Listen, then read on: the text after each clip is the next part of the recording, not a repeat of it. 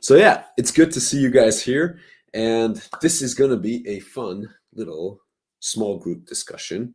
We run these webinars quite regularly, these growth mapping trainings, because they've been a fun little thing that has proven to work for companies who are in the technology sector, in B2B, usually software, as in SaaS companies and consulting companies. And because this is a small and if you want it to be an interactive session, it's going to be an interactive session. If not, I'll just keep talking and saying stuff. But so this is going to be an interactive session, and the goal is to teach you full life cycle revenue growth mapping, which is what you see on the screen here. And I'm going to unpack what that really means in just a bit. So the reason you're probably here is because you are in marketing or in any other revenue generating area in your company, and you want to contribute to things working better. And because you have registered for this training, I assume you are aware of the fact that if you are able to align and just grow together the operations of your sales team and your customer success team, that things are just going to be better, because alignment is supposed to be good, quote unquote, supposed to be good for the organization. And it just logically and intellectually makes sense. And you are aware of the fact that companies who are able to achieve this are seeing much better things happening in terms of growth and revenue and go-to-market maturity and all the good stuff that comes with that. Okay. But the big question is, there's a lot of talk around how great a thing alignment is, and you're feeling it on your skin every single day when you are perhaps battling with the sales department, if you are in marketing, or not totally aware of what's going on in the customer success department and how they could help you, and you're just missing a lot of opportunities that you might not even be aware of and don't even know exist, but you just feel that it's supposed to be a lot more aligned. And what we're going to help you do today is how to get to that alignment stage in the easiest fashion possible. Okay. So what I want you to understand is our experience with this process is that intellectually it sounds awesome.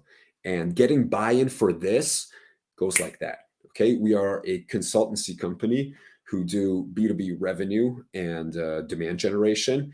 And when we pitch this to client, they get it like that in like 5 minutes. And they're like, whoa, this is awesome. And they get everybody on board in literally 5 minutes. And the next thing we know, we're in a workshop teaching them this very process that I'm about to teach you. And after we get a lot of nodding heads and a lot of not buy-in, what used to happen is nothing. That's right. So everybody gets it intellectually. Everybody knows that this is a great thing, that the process should work, and this is how they should be running revenue and all the departments which are contributing to revenue. But it's just not happening. And the reasons are simple and complex at the same time, and we're going to talk about them later, but you already probably have quite a few ideas.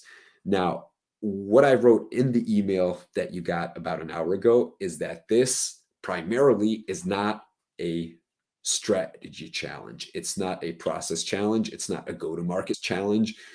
It's definitely not a marketing challenge. It is a people challenge and a change management and a change implementation challenge. And so you might be like, oh crap, well, that's beyond my scope. Like I can't manage changes of this magnitude in my organization. Don't worry, you're gonna get it. And Flores, I see that you are you're also a consultant, and so you will probably have experience with how tough it is to drive stuff like this across. The key is going to be to go step by step, take it slow, manage expectations, and just stick with it, okay? And don't expect huge changes to happen in just one day. It's the classic adage of how do you eat an elephant, to which the answer is one bite at a time, right? Okay, it's a lame joke, but it's so true. It's so true. So whenever I say this, I get nodding heads, so I keep saying this joke. Right. So Let's unpack what in the world is full life cycle revenue growth mapping, because it's a mouthful. What do we mean by full life cycle? What you see here on the screen is a bow tie, and it is by Jacco van der Kooi, if you know him. Winning by Design, I think, is the company. And this is one model of how B2B companies sell and then create recurring revenue. The classic model is the funnel, which everybody says bad things about, but then they keep reverting back to the funnel and talking about the funnel. But the funnel is actually just half of the story, half of the bow tie, because here you have the awareness stage, here you have, let's say, the education stage, here you have the bottom of the funnel, the selection stage, and then presumably you're selling people here at the bottom of the funnel. And this is, of course, a flipped version of the funnel. But what the proponents of the bow tie model argue for is that the fun only begins here, because in a recurring revenue business, profit is made on the back end. And people tend to forget this. Profit is made on the back end. Now, if that is obviously true, because I don't think anybody debates this, profit is made on the back end in a recurring revenue business, then why are we so obsessed with just the bottom or just the very beginning stages of the funnel? Okay. So we are used to being so over obsessed with demand generation and then a little bit of demand capturing. And all the conversation is going on about this phase right here, like the very beginning of the funnel. And not much is said about what's happening here and what marketing's role and what sales roles and customer success is almost never even mentioned. It's always just marketing and sales alignment, marketing and sales alignment. Why? Because we're obsessed with the freaking beginning of the funnel. And customer success obviously doesn't have much say in this. But if we are a revenue department, if your job is to make money for your organization or for your clients, and knowing that most of the money is going to happen back here, then why aren't we shifting at least some of our focus and attention to the expansion phase, to the latter half, to the flipped version of the funnel? Okay. And if you adopt this approach, you'll know that demand generation and then demand capture is only really half of the story. And you've got some work to do in the back end. And that's what we want you to get. So, number one, marketing, sales less so, but marketing and customer success are a full cycle, full life cycle event or thing. Okay. Now we're talking about full life cycle revenue growth mapping. So let's unpack revenue. And this is going to be pretty familiar to you guys, or it's going to ring close to home, I'm betting.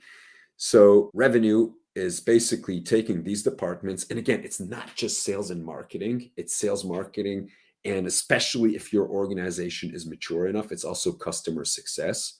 And you can argue that it's even product who can come into the picture later in like very mature organizations. When you're talking about revenue programs, like you probably want to get, product as well as operations on board. But for the majority of the companies we're talking to, these three departments they're just sufficient. Okay. And you can start with sales and marketing and forget customer success for now, if it's not relevant to you. Just start with sales and marketing if that's simpler, but know that because we are a full life cycle operation, that customer success or client success is going to need to come online like big time. Okay. And this is where we want to get to, because revenue is happening at a much better pace and rate and everything else when you are integrated like this. Okay. Okay. So full life cycle revenue growth mapping.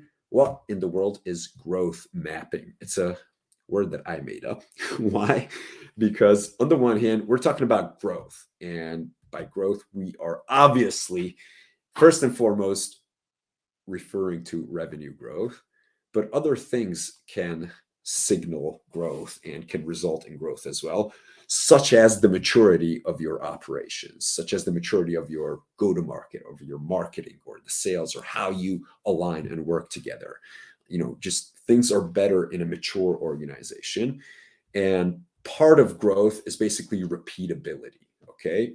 So when we're talking growth and revenue growth, We are also assuming, or should be assuming in the background, that we are building repeatable processes and not one-off campaigns and one-off Hail Marys that, trying new things all the time and never really sticking to a repeatable process. So we are actually building a machine. Okay. So that's what growth refers to. And that's what this process will help you with. Mapping, basically, it's like, you want a GPS or you want a map. What do you expect of a map? You expect the map to show you where you are, to help you see where you want to go, to show you how you're going to get there, and to enable you to track your progress. Okay. Because so anytime you're going on a journey, you need a good map. So basically, what we want to do here is map the growth, meaning we want to see where we are, show you where you want to get, show you how to get there, and give you a way to assess where you are on the journey. Okay, does that make sense? I'm going to jump back here and see if you guys have any questions. Yeah, Jocko, the fellow Dutchman, you said Flores. All right. Okay, so Flores, you're saying a joint marketing ops and sales ops diagram flow. Dude, it sounds like you're trying to break the great Chinese wall between the two. Okay, I'm not completely getting this, Flores. If you want to elaborate on this, and I know you can't come online because your microphone is not working, but if you want to go deeper on that, just type a bit more. Otherwise, I'll just keep going and we'll get back to it. Yeah, that's all I wanted to talk to you about before we dive into the tool. Marketing is blaming sales, sales is blaming marketing. And this is from your corporate days. Blame storming is strong in companies. Totally. And it shouldn't be like, I see, especially with Generation Y and even Generation Z people coming on, they're less picky, they're less fighty, they're more at peace with other people, and they are much easier going, and they can cooperate much easier. So I see this being a generational thing, and we could do a whole other show on this, like how marketing and sales in B2B is changing. So, it used to be such a like a tough game, like a macho game with a lot of, all the MQL focus and all the like very driven sales first stuff. And the way buyers are changing, what way buyer behavior is changing is also changing not just the methods and the tools that we use, but also the culture and the attitude that we are approaching go-to-market programs with. Okay. But I don't want to get sidetracked. Okay. Because otherwise we're not going to finish. So number one, let's start with metrics. So whenever you bring people together, you want to be in agreement about how you measure success. Okay.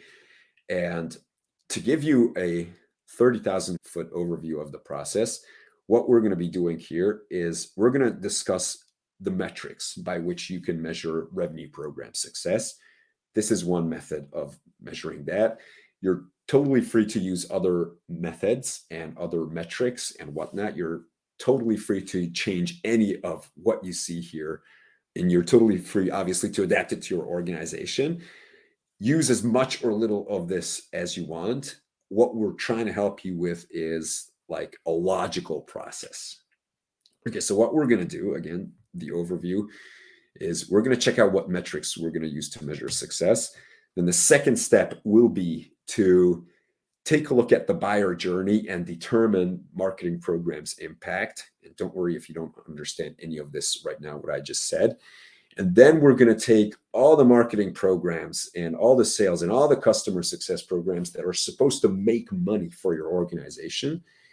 And we're going to break them down into activities in a cross-departmental way, meaning each big revenue program is going to have an element of sales, marketing, and customer success so that everybody is aligned on each of these programs.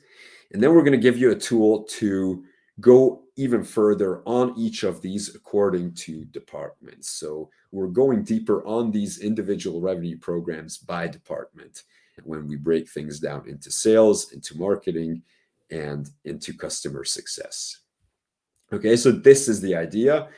The key are basically the first two steps, which is the metrics and the buyer journey mapping. Okay. So with that, I'm going to dive into the metrics. What you want to do in the beginning is agree on the metrics by which you measure success. And what we have found to work is this little framework. It originally comes from the guys at Full Funnel, if you know them. There are also an ABM consultancy agency, and I think they got these metrics down pretty good. Okay, so they divide revenue metrics into three: brand metrics, pipeline metrics, and revenue metrics themselves. Okay, brand metrics refer to reach and all the stuff that happens at the beginning of the funnel, and these show you a way to just gauge how well you are doing, especially with demand generation. Pipeline metrics help you measure how good you are, not just with demand generation, but with capturing the demand. Okay. And then finally, revenue metrics are the stuff that, sales is obsessed about. And what we could have here, if you are a more mature organization, is retention metrics, which would have stuff like NRR and ARR, but we unpurposely left it out because most of the companies we speak to would be very happy to get all the three departments aligned and everything. And for simplicity's sake, we're just going to talk about these metrics right now because everybody's obsessed with aligning sales and marketing, and we just don't want to get the NRR and the recurring revenue metrics into the picture yet at this version 1 stage. Okay. So the first thing you do is agree on the metrics. And this is an example. So for a consultancy, for example, or if you are going in heavy on a thought leadership strategy, one thing that could tell you how you are doing on LinkedIn, for example, is the number of media and conference and podcast and whatnot invites you are getting. Invitation to speak, invitation to contribute to an article, and invitation by peers and others. Like, for example, one of our clients had an invitation from a competitor to be on their podcast. And, that would count as something like that too, because it's a sign of you getting recognized that you are, or your authority, your authoritative figure is doing well on LinkedIn or social media or wherever you are building your thought leadership in your presence. Okay.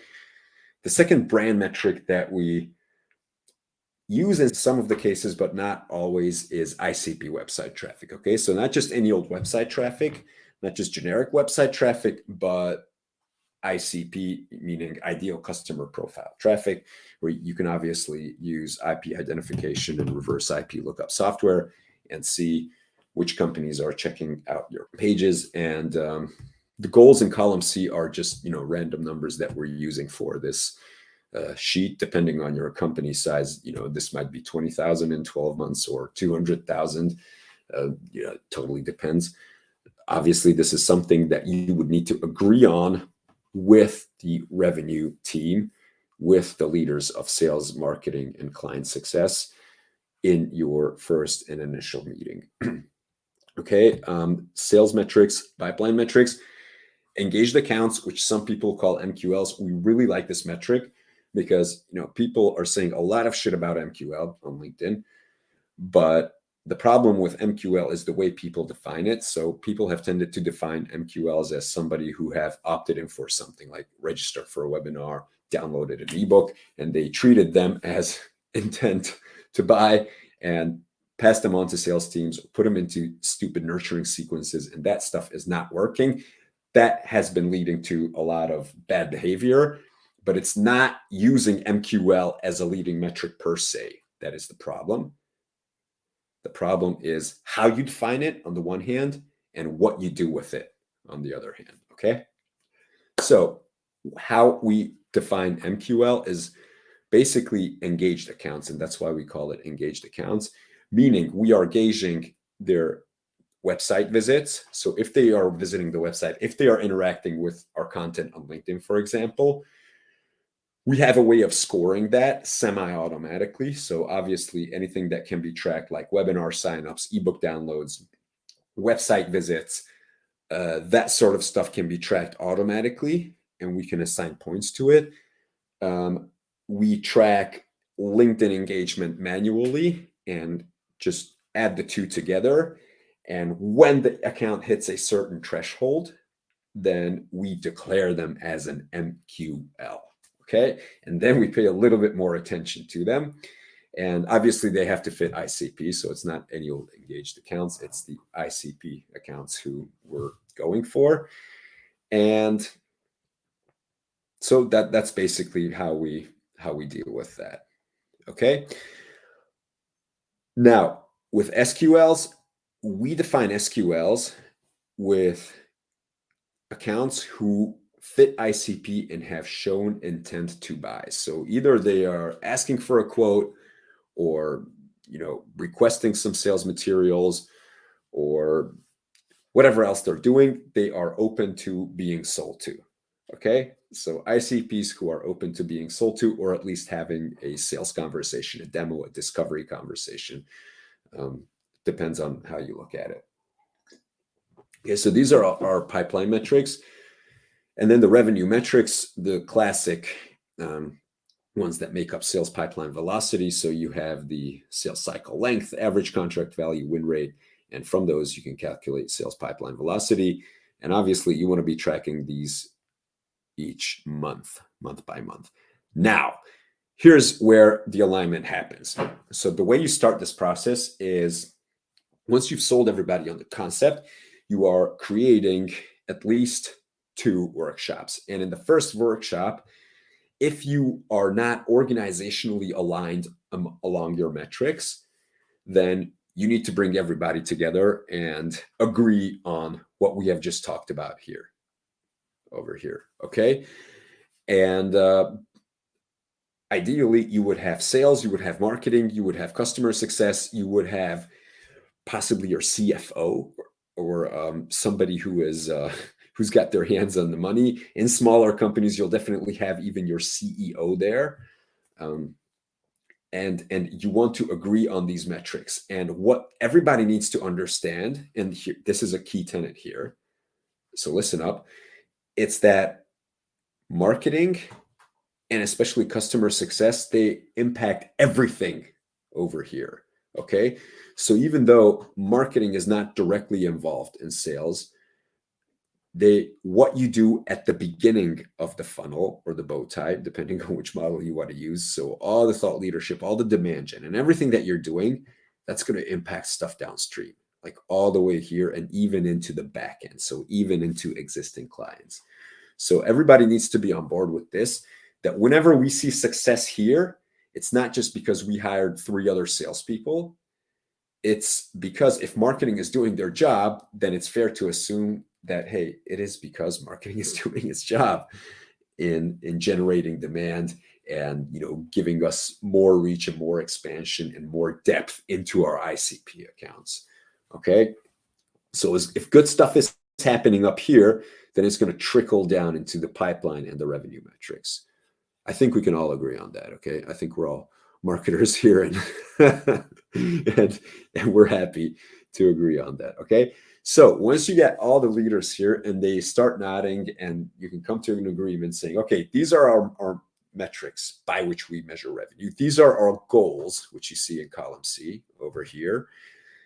And once you agree on these, then you can move on over and look at the buyer journey. Okay. And the buyer journey, the reason I love this is because you are designing your revenue program based on how buyers buy. Okay. And you can obviously change all this to make it be appropriate to the steps, the way that follow the way your clients buy. But for B2B SaaS, these stages are generally like the ones to follow. Okay. Because what happens here is in the initial stage, you have discovery. And then the second stage, and this is again from the point of view of your customer. That's why this Dutchman is such a genius with this model. Okay. So we are talking about these 6 stages. Okay. And this is the recommended setup.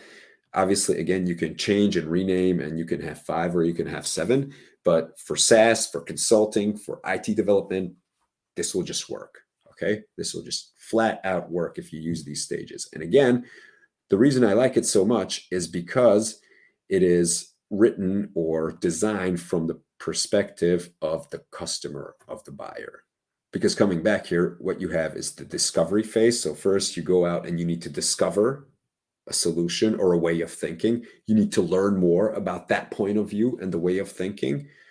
So you're discovering, you're learning, then you're going to select a solution once you understand your problem and that this category is what you need. You're going to go into selection phase. Then you're going to commit, which is where sales happen. Then you're going to be onboarded. Then you're going to need to really adopt and internalize the solution. And then you're going to need to expand and make even more money with that solution. Okay. So if it's, I don't know, HR software, I think, Tanya, you're in HR software, it's easy to adapt this process here. So first, you need to make people problem aware that you need help recruiting because the old way of doing recruiting sucks and you're probably suffering unnecessarily because of it.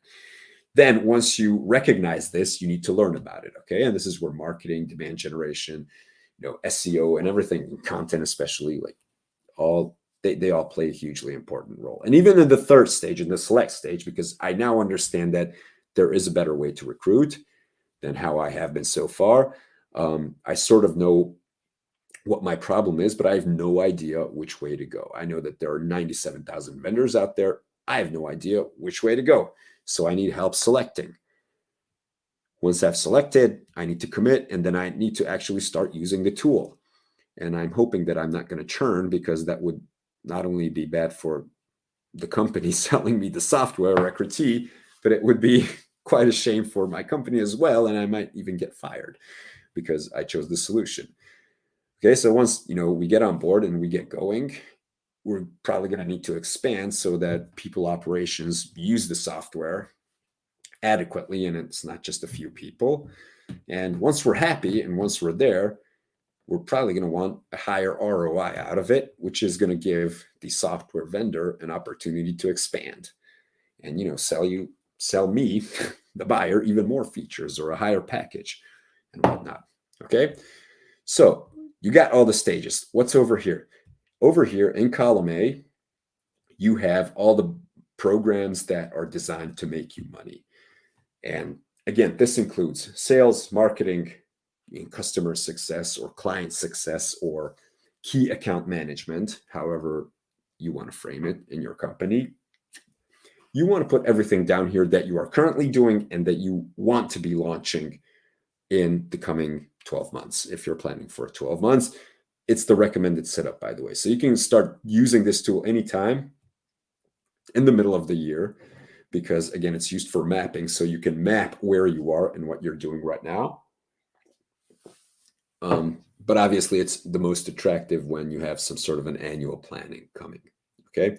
You could use it in sprints. So you could do like a 90-day growth sprint and then just test it there. But it really draws out, like, because it's a map and it's a very holistic thing, it's going to make a lot more sense if you have like an annual view, like a 12-month view. Okay. So good. You got the revenue programs. Forget these numbers here for a second. What you want to do is define what success looks like. So define what, trade show presence, what do we want there? 13 high intent deals. With the podcast, you can use an activity metric or you can use one of the metrics that you have set out in the beginning here. And in fact, what I urge you to do is use these metrics in as many places as possible when you are determining the goals for your revenue programs. Okay. And if you are of any maturity, then chances are that you probably already have a lot of revenue programs. So the sales team has their things and they probably have, ideas and metrics and goals and whatnot and OKRs on what success should look like. So that's going to determine a lot of things. But if you are using metrics all over the place that don't correspond to these, then that's already the seed of misalignment. Because, if sales has a bunch of metrics that nobody understands and don't really relate or tie into here, just perhaps very indirectly, then it's going to be a problem. So your major programs should have one of these, not too many major metrics. And you shouldn't have like 97 metrics here. You should have maybe 15 at most if you add the retention metrics here. Okay, so because these are high-level programs at this stage, you want to use these high-level, like business-level metrics. Right, okay. Now, you obviously want to assign owners here, not departments, but owners from departments.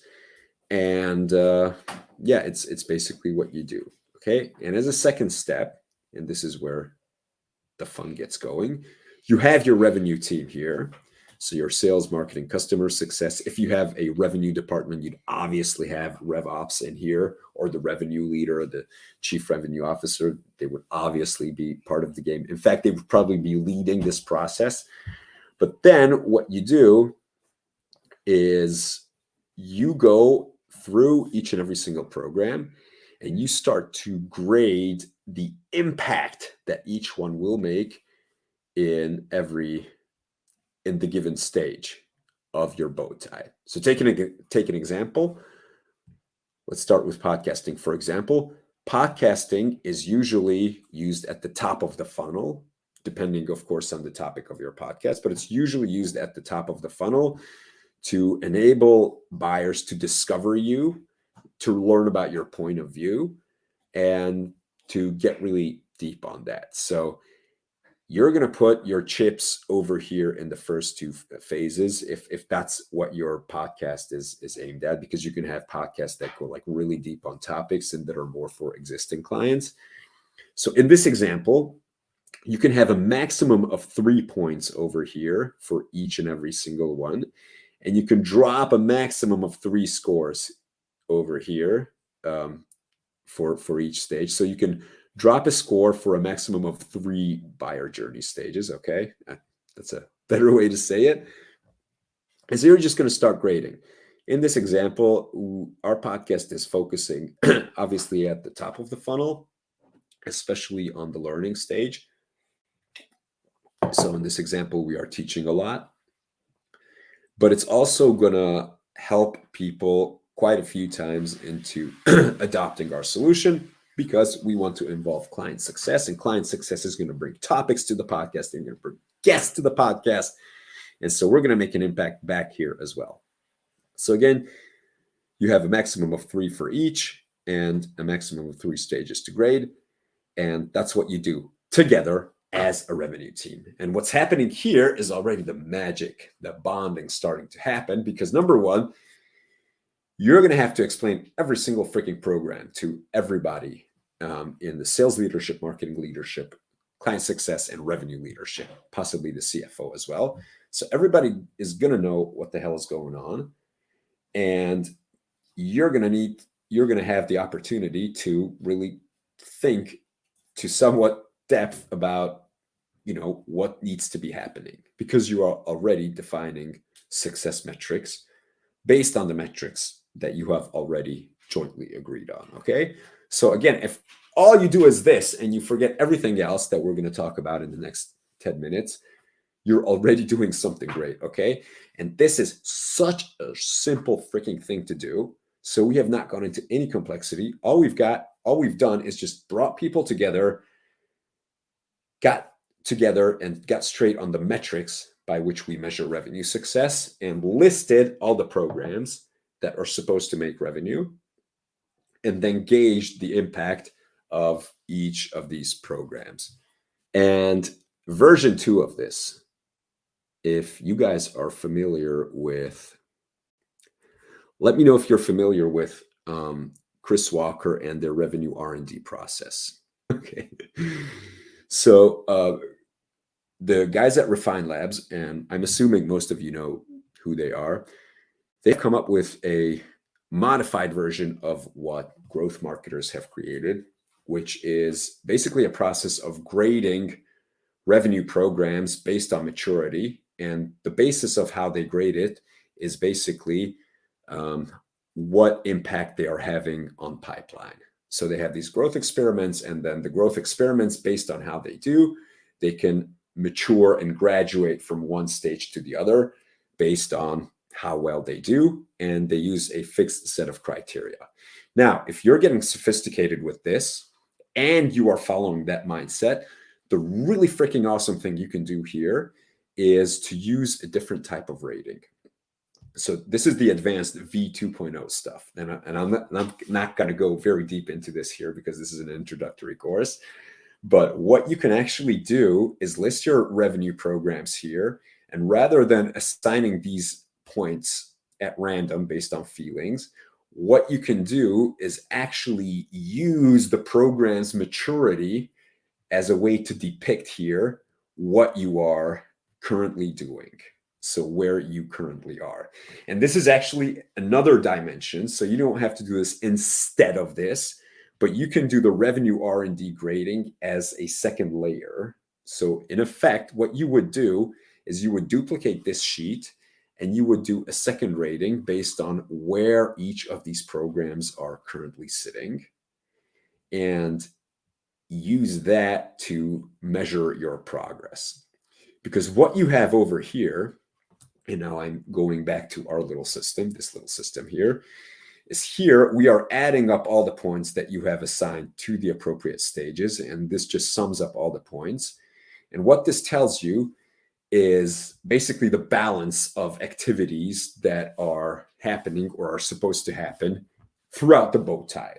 So when you're really heavy going in, so this company, for example, is like pretty much evenly distributed across the beginning of the funnel. And you can see the 14, 16, 14. And they are pretty invested up here. They are somewhat less invested in the back of the funnel, but that is actually to be expected because the goal is never to like even everything out. So you're not supposed to give the same amount of effort to engaging users under onboarding as you are to, the beginning of the funnel and generating demand. So this is always going to be lower for most of the companies than this. Okay, so the goal is not to even things out. The goal here is for you to give a picture that, okay, I'm going in pretty heavy over here in the learning phase. And maybe I'm not doing a lot over here. And if my users are churning in the first month and I'm not doing a lot over here, then maybe I ought to start doing and add a bit more firepower into the onboarding stage. So I would brainstorm programs that impact the onboarding stage of the buyer journey. So we've got all the programs mapped up. We see where we are making impact. We've got the owners. You can, set priorities. You can basically sum up these this way as well. So horizontally, so you would have, podcasts would be 6 points. This little program, the trade show, would be just 2 points. And then based on that, you can assign priorities. And you will see which programs you're expecting a lot of impact from. So those will be high priority programs. So, again, LinkedIn thought leadership at 8 points, it's high priority. What you can do here, and this is totally optional, you can just put, if a program is already live and mark it as a 1, or if you're planning to launch it in Q1, Q2, Q3, or Q4. And again, this will give you an idea of how much effort you were planning to put into releasing new revenue programs quarter by quarter. So you can see that these people here, for example, their Q4 is fairly light, which is the case for most companies, because you're not going to be launching a lot of revenue programs in December and November. So that will be fairly light, but they're really stepping on the gas in Q2. And the first 3 quarters are pretty much evened out. Okay. So again, this is just to help you. Again, very simple, but it'll give you a visual indication of where you are, what you're planning to do, and whether or not it's realistic. Because maybe you're planning to launch, 6 programs and 7 programs in a quarter, and you've got a product release, and then things are just going to collide, and it's going to be obvious that, hey, we can't do so much in Q2 because we've got other stuff that need the team's attention from the revenue side. Okay, so once we got these, then what we're going to do is we're going to break down the programs into major activities. And what you see over here is you've got the program, you've got the definition of success, you've got the owner, And you've got the top 3 activities that have to be brainstormed together with sales marketing and client success on how each department can pitch in. Okay. So for podcasting, for example, you would want, okay, it's probably going to be, let's say Habib is the marketing person. So Habib's going to lead the show. It's going to be a marketing thing. And so marketing is going to put down their 3 major activities. But of course, sales can also pitch in. And the sales leader, let's call him Sarah, Sarah, the sales leader, they can come in and say, hey, I can help you get guests. I can help you with direct distribution, bringing on prospects, for example. I can distribute some of your episodes to the right prospects who are in our pipeline. And I can even get our channel partners to distribute it for us. So there, you don't have sales just sitting on the side and going, okay, marketing, yeah, good luck with that. And I'll try to use your podcast and my stuff. No, they're actually committing to pitching in and helping you get your podcast off the ground and make it a meaningful thing. And you're not done because you still have the client success person too, like Claire from Client Success. And they're like, okay, I can also help you get guests because we've got clients. They keep coming to us with questions. They have success. And why don't we invite some existing clients on your podcast? I can set you up, dear marketer, with a couple of interviews. I can suggest topics. And I can also help with distribution so that we can help this baby advance our back end sales. And this is where after you check out who can help with what, you might say, okay, client success can play such an important role in the podcast that we can actually help or expand and adopt efforts back here. So maybe we need to recalibrate the scoring over here. And it's just beautiful. So whenever this happens, it almost makes me cry because people are finally coming together. And it's not a marketing thing. It's not a sales thing. It's not a customer success thing. It's an everybody thing. And we're super clear on the goals. We're super clear on ownership. We're super clear on what success looks like. And everybody's brainstorming and pitching in on how to, make this happen, how to make this success metric happen. Okay. It's beautiful. And then you keep on going and, same thing. So you have the inbound follow-up SDR motion, and there's no reason why my marketing couldn't brainstorm. Okay, I'm not sure about how client success can help, but even you might even be able to involve client success in the inbound follow-up SDR motion. The point is, it's not whether or not they will be involved. It's that you will agree on the metric and you will have a common get-together and brainstorming on what needs to happen to make the inbound SDR motion a success. So alignment is happening in real time in front of your eyes. It's beautiful. So, and it's all downhill from here and pretty easy because again, so this is already great. If you've come this far, again, you've agreed on the metrics, you have agreed on what successful will look like, you have agreed on what programs to run, you have agreed on the owners, you have gone in and brainstormed activities that can make this program a success from each revenue department. And you're going one step further. And this is where you can end the brainstorm. So your little session together with sales, marketing, and customer success and revenue and who not can end when you have completed this tab, number 4, with activities. Then what happens is the next day, you can celebrate, you can have pizza, you can have beer because you've really come a long way here. But then the sales, the marketing, and the customer success leader will take this back to their teams and they'll say, okay, guys, so we're the sales team and here's the podcast, here's the goal, and we have 3 activities. Now, we need to be getting guests, we need to be setting up branding, and we need to be getting partners to distribute this stuff in our channels. So let's see who's going to do what and how are we going to be tracking progress. So all this is pre-filled for you. So these first 3 columns are pre-filled for you. The sales leader and the respective department leaders we'll need to come up with, number one, an activity metric. So if we want to get guests, then we want to be inviting, I don't know, 10 invitations. We want to send out 10 invitations per month. And we're going to have Anastasia lead this and own this. Some other things, you're going to have like SDRs, all SDRs take part. And you can say, I don't know, everybody has to send 12 DMs per month. You might want to put like activity goals here, not just metrics. So you can actually add a column. For some reason, I didn't do that. And we haven't been doing that with clients, but it totally makes sense. So once this happens and you go through the list and you will have all your activities, and obviously you're going to have more activities. So the sales department is going to have more than 3 activities for the trade show, but you can sort of take that into your project management system and track it there.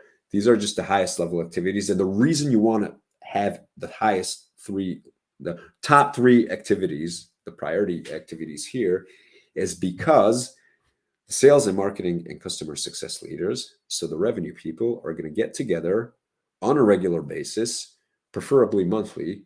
And when they check out these numbers together, pipeline, brand, and revenue, then they're going to check in on how stuff is going here.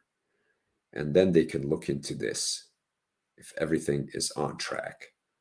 And then this is where this tool ends, because going any deeper than this would collide with your Jira or ClickUp or wherever you're tracking activities. So like, we don't want to mess with that so much. So like, obviously the day-to-day stuff is going to have to be tracked in that. And then you would want to keep track of the high-level stuff in something like this, in this spreadsheet. But that's pretty much how we do it. Okay. And how to not have anything happen. So what you want to do in reality is that once you get buy-in for this in the beginning, you already want to make this a habit and set up a sequence. So you're going to need 2 or 3 brainstorming workshops initially to get things going and to launch this. And then you're going to want to check in monthly on the progress and own this entire table and be the one tracking stuff. Okay. It could be that, okay, it's probable that you're already tracking these numbers in Salesforce or whatever. You can just copy and paste those numbers, because for these meetings, when you are running these revenue meetings, what you want is to have everything in one place and all the things that matter over here, because you're tracking these numbers in different places and it's going to be all over the place, but you want them together here. Okay. And this is key. So you want the cadence to be ongoing. In the first 2 months, maybe 3 months, we would just do like random check-ins on people and to make sure that everything is on track, that nothing major has changed. Because, it can be that, okay, we gave up on, I don't know, inbound SDR motion because it wasn't working. And then the sales teams gives up on it and doesn't tell anybody. So, you need to be aware of that. So you all need to be aligned on the major programs that are going to create revenue.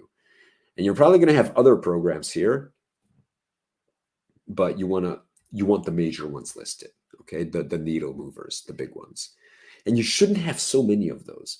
So this is like, I don't think you should have more than this. Even this much would, you're presupposing quite a large team for this number of programs. So at least, I don't know, 5-6 people in sales, at least 8-10 people in marketing. Okay, you can get away with less, but again, so this presupposes quite a large revenue team. You don't necessarily, if you're a small company, you can get away with a lot less than this.